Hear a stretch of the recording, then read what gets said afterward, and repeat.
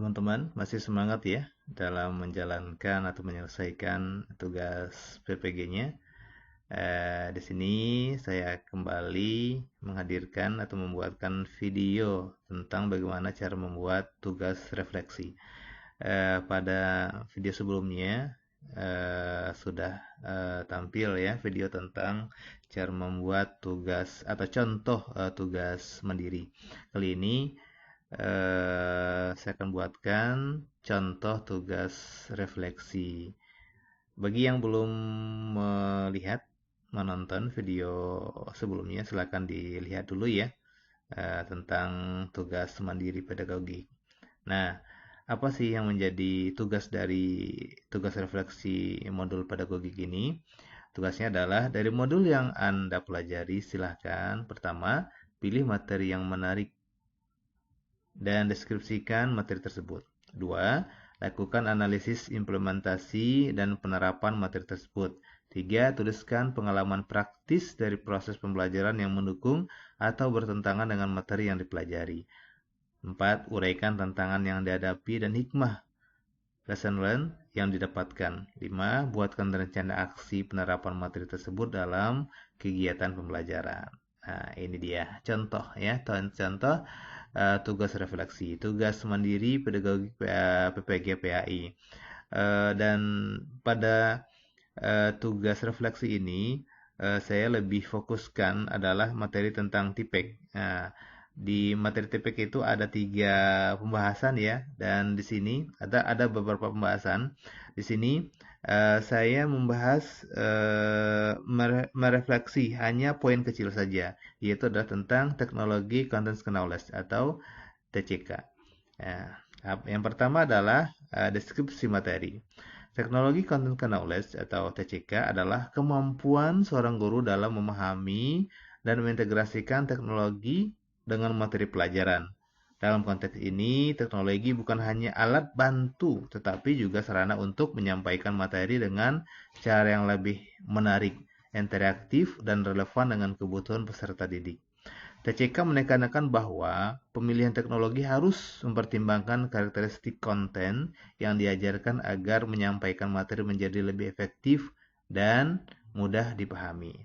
Kedua, analisis implementasinya dalam refleksi ini adalah dalam praktiknya penerapan TCK memungkinkan guru mengubah cara penyampaian materi secara konvensional menjadi lebih visual dan kontekstual. Misalnya, pada pembelajaran fikih tentang wudhu, guru dapat menggunakan video interaktif atau simulasi animasi agar siswa lebih mudah memahami urutan dan tata cara wudhu. Teknologi seperti aplikasi Canva, YouTube, dan PowerPoint interaktif bisa digunakan untuk memperkaya tampilan konten, membuat siswa lebih terlibat dan semangat belajar. Ketiga, pengalaman praktis. Ya, saya pernah menggunakan video animasi untuk menjelaskan kisah Nabi dalam pelajaran akidah akhlak. Siswa lebih antusias dan cepat memahami nilai-nilai keteladanan dibandingkan saat saya hanya bercerita secara lisan. Namun, saya juga pernah mengalami kesulitan saat menggunakan aplikasi baru tanpa pelatihan, sehingga justru menghambat ya, waktu belajar karena teknis yang tidak saya kuasai.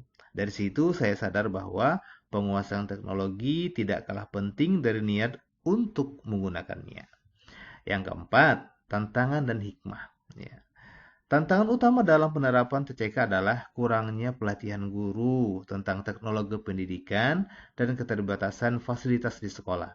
Selain itu, tidak semua siswa memiliki akses perangkat yang memadai, terutama di sekolah dasar dengan latar belakang ekonomi beragam. Namun, hikmah yang saya dapatkan adalah pentingnya kesiapan guru untuk terus belajar, beradaptasi, dan memilih teknologi yang sesuai dengan kebutuhan serta kondisi nyata siswa. Saya juga belajar bahwa teknologi tidak harus canggih, yang penting fungsional dan mendukung penyampaian materi. Yang kelima, rencana aksi penerapan. Sebagai langkah konkret, saya akan membuat media pembelajaran interaktif menggunakan PowerPoint dan video sederhana untuk materi-materi PAI yang abstrak seperti rukun iman atau kisah Nabi. Saya juga akan mengadakan sesi evaluasi melalui kuis interaktif menggunakan aplikasi Kahoot agar siswa lebih aktif.